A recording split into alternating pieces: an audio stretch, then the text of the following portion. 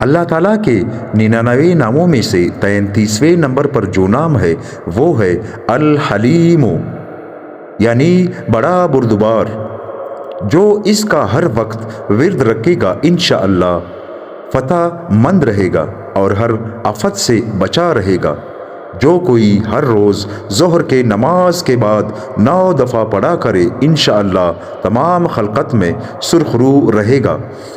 جو دشمن یا مدعی یا حاکم کے سامنے ہوتے ہی پانی سے ہاتھ بھگو کر 11 دفعہ یا حلیم پڑھ کر منہ پر مل لیا کرے انشاءاللہ دشمن سختی نہ کر سکے گا اور حاکم نرمی و مہربانی سے پیش آئے گا۔ جو کوئی اس کو کاغذ پر لکھ کر پھر اس کو دھوئے اور پانی اپنے کھیتی پر چھڑک دے انشاءاللہ زراعت کی ہر آفت سے حفاظت رہے گی اور کمال کو پہنچے گی اور اس میں برکت ہوگی۔